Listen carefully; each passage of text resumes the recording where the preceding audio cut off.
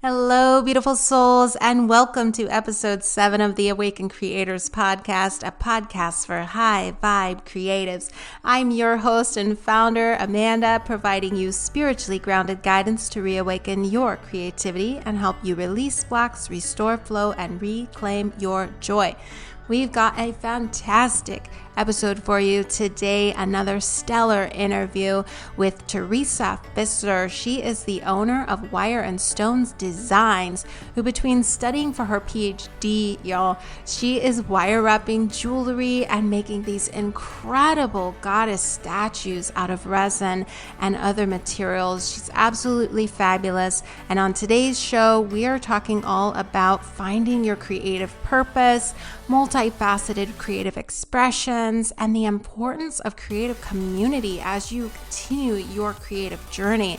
So without further ado, let's get into this episode and help me in welcoming Theresa to the show. Thank you so much for having me, Amanda. Welcome. I'm so glad that you took the opportunity to be here today.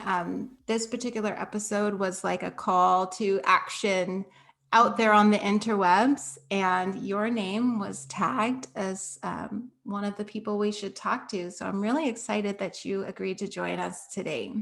Thank you so much. Well, let's go ahead and introduce the audience to your work. Can you tell us a little bit about it? How would you describe what it is that you do? I do a bunch of different things. I started with wire wrapping crystals, and I found that as an enjoyable art form, and also a way to work with people on finding the thing that they needed. And so I started there, and then I was connecting with other artists who were doing like polymer clay, or they were doing resin. And so I started digging into those. And right now my current obsession is with resin goddesses. And it's been really such a wonderful experience making goddesses for different folks who don't see their bodies represented often, or they feel like shame or disconnection with their body. And these goddesses, I think, have offered like a healing opportunity for a lot of folks. And so I've really enjoyed that process, and I'm clearly addicted to it at this point, and spending most of my free time creating goddesses, buying more molds, trying new methods. So yeah. That's awesome. I like that you mentioned the body image issues. Is that something that you have a personal connection to that has challenged you in your life? Absolutely. I grew up in a very Catholic household, and I was brought up believing that the body was something that you honored by hiding and really ignoring. And so it really started like in my adulthood when I went away to college. This learning to embrace my body is something that was powerful and beautiful, and is a vessel for living life and connecting with other people. And so it's been a journey, and I think, especially with the pandemic, I think a lot of us are much less active, and so my body has been changing during this period. And working with the resin goddesses has really been a way to like embrace the different sizes that I've been over the years, and I think that it's doing that for other people too. That's beautiful. Yes, I was on your website taking a look, and I could tell that you have different types of body molds. They're not just all the same. And I really appreciated that as well. As a curvy, kind of chunky girl, I liked seeing something that sort of reflected my body type, which was really awesome. Well, I'm curious always to talk to creatives about sort of their journey going back to childhood up to the now. Can you share with us one of your earliest memories that you have about being creative? Oh gosh. I have always been interested in art in all forms. When I was younger, it really was through singing and dancing. And so my mother loves to tell stories about how, we're in the grocery store and I'm performing my routine and almost getting hit by people's shopping carts. And so for years and years through college, I was doing a lot of dance. I was on the dance team in high school, and then in college I was on the ballroom team and began social dancing. And yeah, so that was my avenue for expression and enjoying the creativity and doing the choreography. And that was something that really fell to the wayside once I started teaching and started studying more. Like, I just had less time and less opportunity. And it really was the pandemic. And my partner is a blacksmith. And Wow. so he's really connected with art and creating and learning skills and taking a raw piece of metal and turning it into something beautiful. And he had been gifted all these stones and crystals, and he had this wire and was like, "Hey, I've been meaning to try this, but haven't had time. Do you want to get started? Do you want to, do it this weekend?"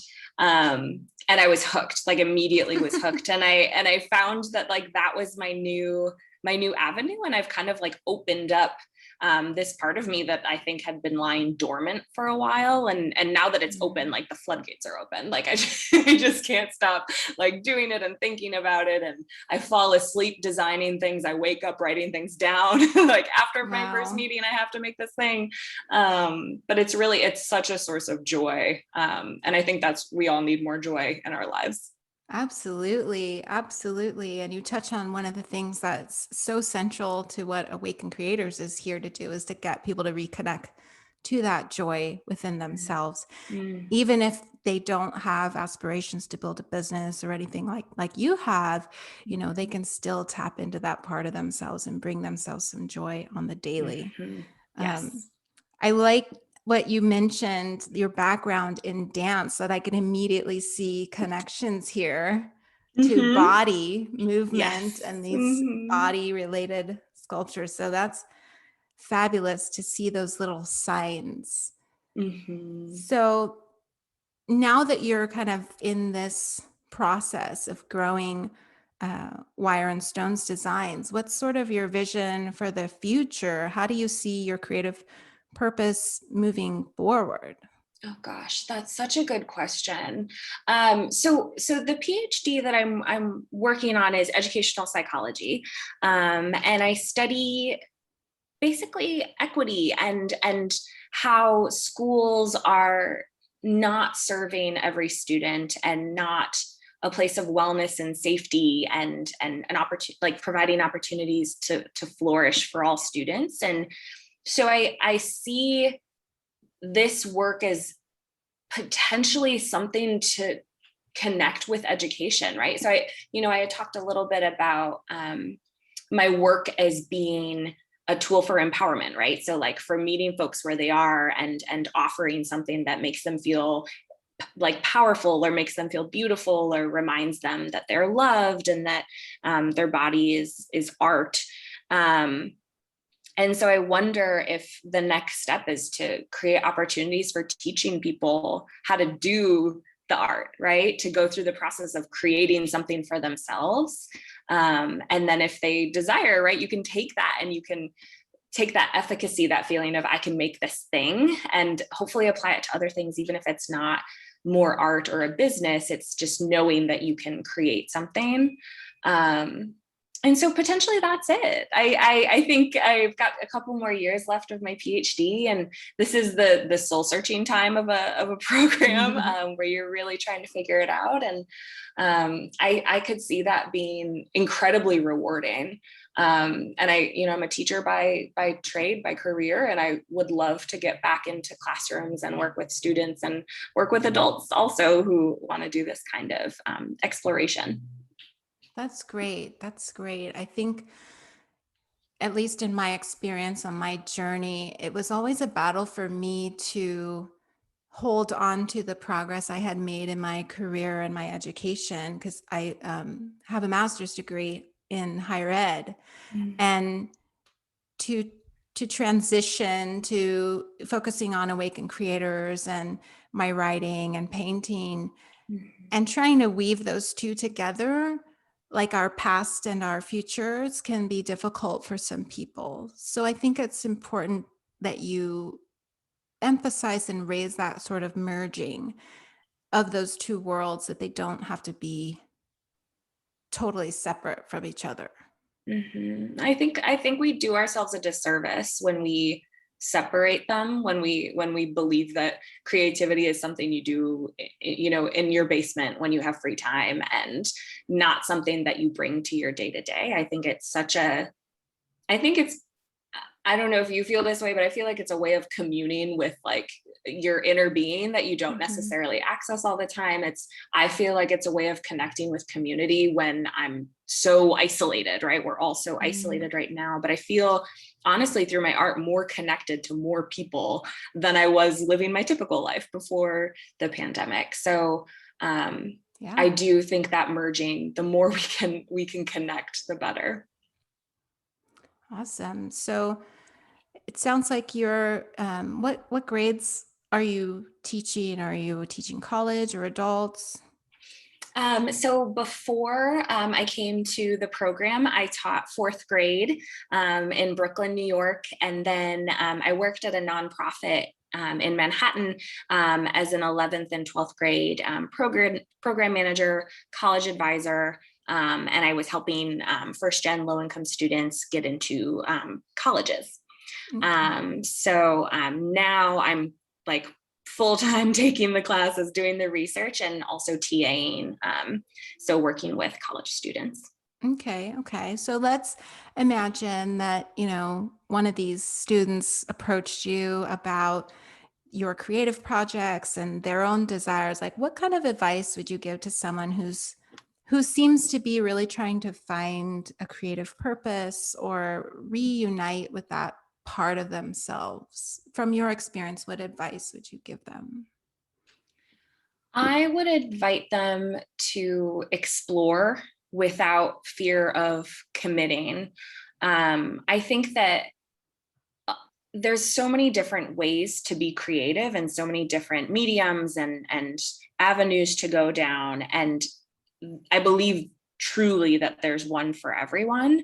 And if it doesn't exist, you create it, right? And so I think I would suggest that is this exploration, and hopefully when the pandemic is over, when we've got more vaccines, that there will be more opportunities to take classes, to have art night with your friends, and try things out.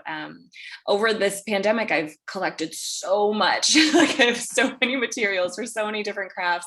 And I've actually started lending them out to friends who are interested in learning and trying new venues for art. I have a friend who's exceptionally talented in floral arrangements, and she's so good with minute details. And I was like, hey, I have this polymer clay that like I feel like you could make the most beautiful flowers and make them into earrings.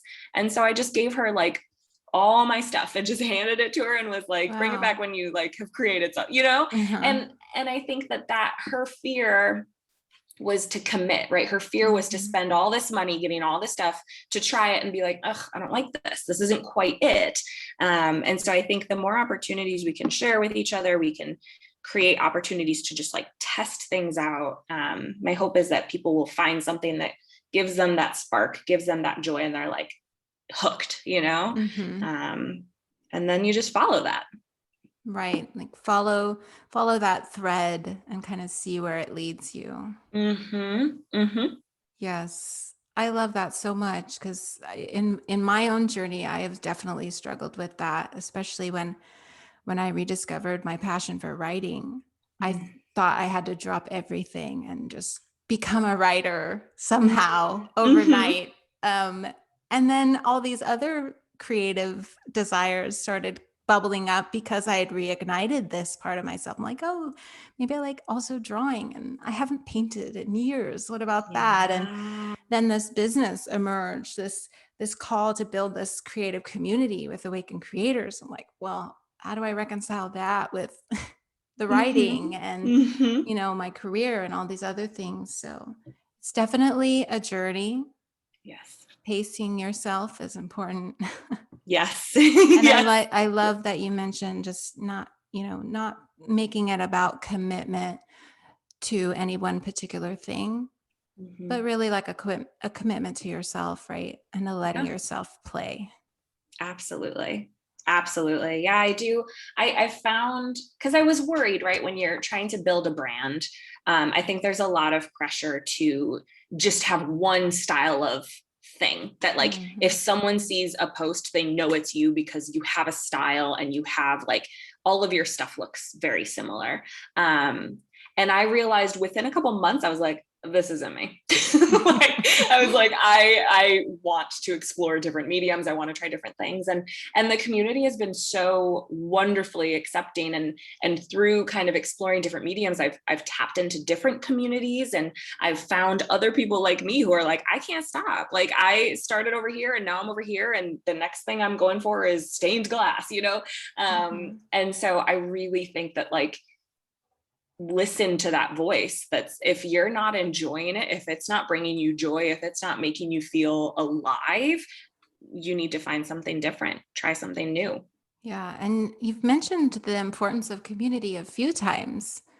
So would you recommend that to those who are listening as a way to kind of rediscover their own path? 110%. I honestly wasn't expecting to build community necessarily. When you're thinking about building a business, you don't necessarily think that about building community, and you think more about, like, customer base and that sort of thing. But I got onto Instagram. Instagram's my main. There's so many options. A lot of people do TikTok. A lot of people do Facebook or other places. But on Instagram, I mostly follow other makers, and we exchange ideas and ask each other questions, and we learn techniques from each other, and we learn what supplies are the best, and we hear about other people's, like, different kinds of materials that they're using and something that they tried in the past. And it's just really, not only is it, like, supportive and an opportunity for learning, it also is just so incredibly validating. I spend most of my time on Instagram not promoting my work, but going through other people's work and just, like, telling them what I love about it and what I'm inspired by and what's so unique about it. And that's just it. Celebrating other people has, like, really helped me celebrate myself more. I don't see the art world as a world of scarcity. I see it as a world of abundance. And in that space, I feel like that, there's just so much opportunity to support each other and learn together and connect. And I've really, really loved that sense of community and that sense of support and looking out for each other and buying from each other, like trading things together. It's really that, and that for me, that's why I'm still here. I love the process, but I could do it alone in my basement, but it's the ability to connect with other people and see what they're working on, and to remind them to keep going when they're halfway through an art piece and they're not convinced that it's going to work. Just reminding them of, like, well, last time you finished it and it was the best thing you've ever made. So let's keep going. And I think that that's especially for people who are afraid to put their art out there. I have a good friend who's exceptionally talented, who's very afraid to put her work out there. And I told her, this community is so validating and supportive, and, like, this is where you want to go. Like, you just have to make that first step, and then that community will embrace you and bring you along. Beautiful. I was just going to ask you, like, what about if they're scared? Because I know I was scared to take my first step of the, like, hello, here I am. Is anybody listening? Yes, absolutely. For me, and I think everyone's path is going to be a little bit different because every community is a little bit different. But I started by going in looking to connect with people and learn from people and validate other people. And when you put that energy out there, people return it tenfold, right? And you attract that kind of person to you.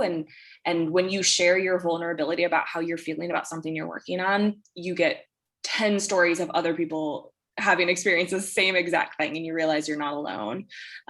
So I think it's just like it's real life, right? That you have to like put yourself out there and be vulnerable and open and then see what the world gives you.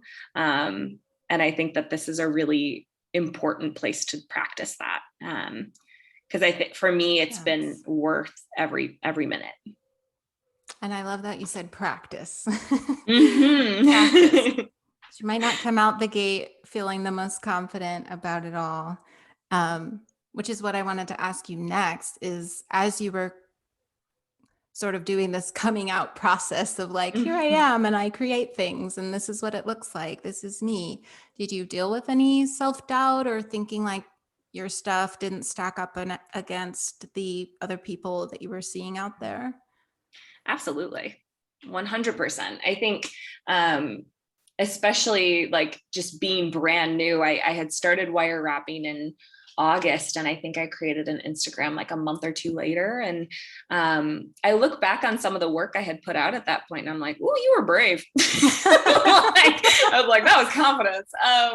But I do think too, even at that point, I was receiving so much support from people in my direct community. So I was receiving support from old coworkers and friends and family members and this person I used to know way back when. And that was, even if it had stayed in that circle of like support and excitement, I would have been thrilled. But slowly out of there, those friends told their friends, and this family member told their neighbor, and the network started to slowly expand. And it's just become something that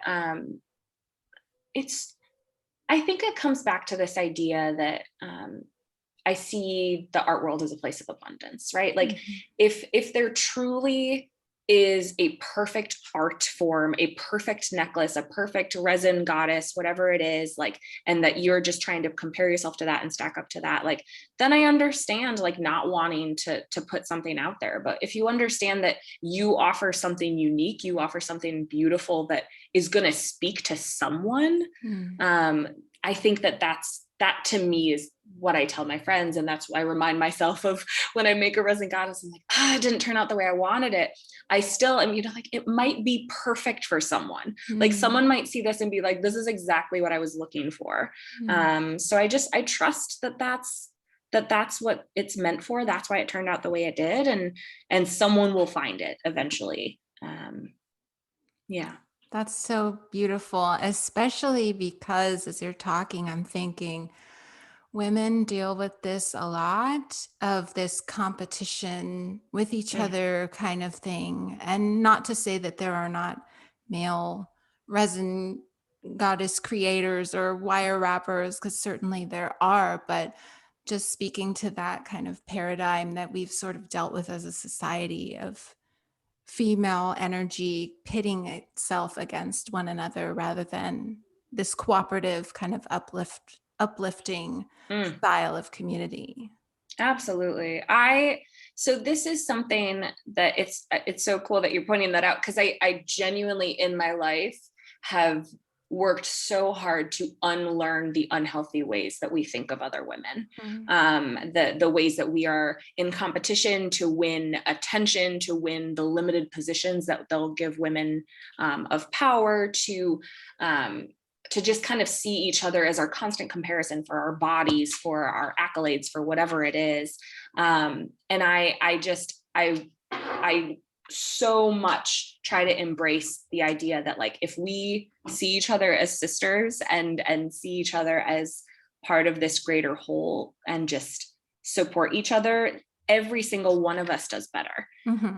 It's a not win. Absolutely. I'm not interested in that competition. I'm much more interested in seeing other people succeed. I'm not like, I think that it's important to remember that someone's success does not mean your failure. Someone's success is their success, and that's so exciting. And you celebrate with them and you support them, and you know that your turn will come.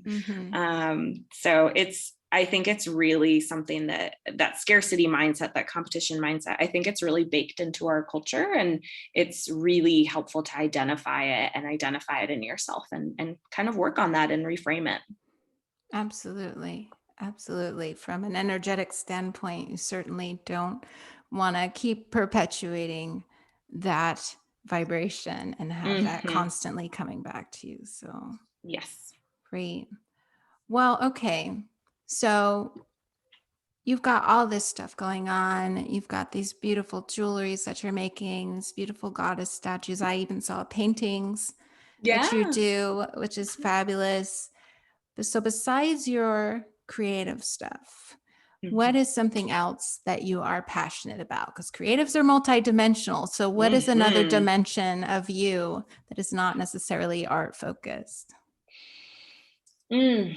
Um, I am, I'm a relationship person. And I truly believe that we are on this earth to connect with each other and to love each other and to help each other along the journey. Um, and so that's why I was drawn to education as an opportunity to be a person of love and support and empowerment to students like I needed when I was younger. I mean, I think it is creative. It's creative in the creation of relationship and opportunity and um, honestly love. It's about Mm. sharing love and spreading love and making sure that every single student who walks into your classroom leaves feeling like they were seen Mm. and feel like they were listened to and that they have a way forward. Um, and that, yeah, I truly I would say that's my, like you said, we're multidimensional, but that's definitely a huge part of me and my motivation and um, the way that I see myself in the world. Awesome. Yes, you don't have to be just one thing. Mhm, indeed.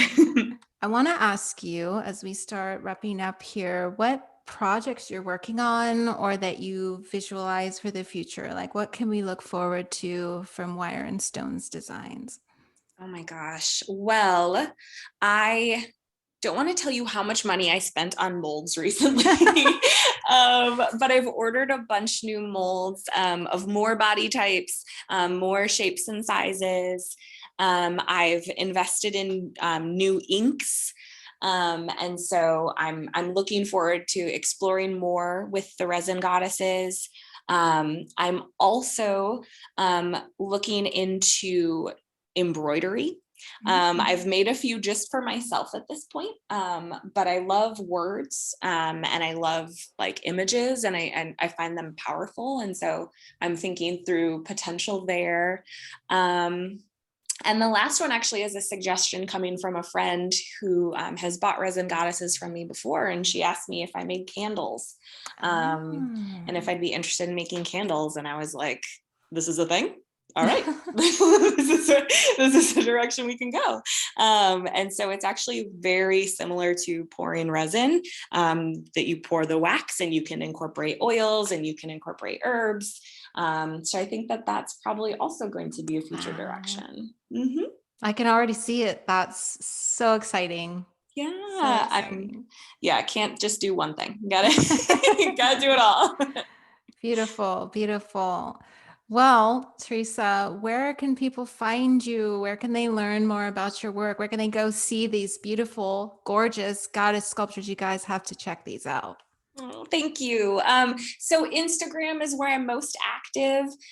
So it's wire and stones, all spelled out. And then I have my website where I post everything that's available, and you can reach out and order customs. And that is wireandstonesdesigns.bigcartel.com. Perfect. Well, Theresa, thank you so, so much for coming on the show, for telling us your journey, your creative purpose journey, and how multifaceted it is. I think it's very inspiring for a lot of people to feel a little less intimidated by their wild, crazy expression that wants to come out and go in all different directions, that it's okay. Do you have any parting messages for our listeners? I will say that you deserve all of the joy that this world can possibly give you. So open yourself up for it, open those arms and see what comes. Beautiful. Thank you so much for coming on the show, Theresa. And thank you so much for listening. I hope you enjoyed this interview as much as I did. I learned a lot.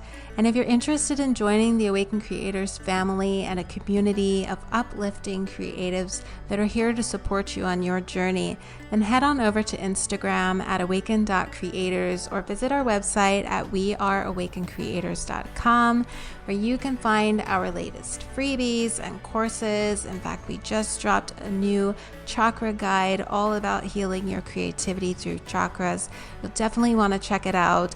Don't forget to keep creating. I love you all so much. Namaste.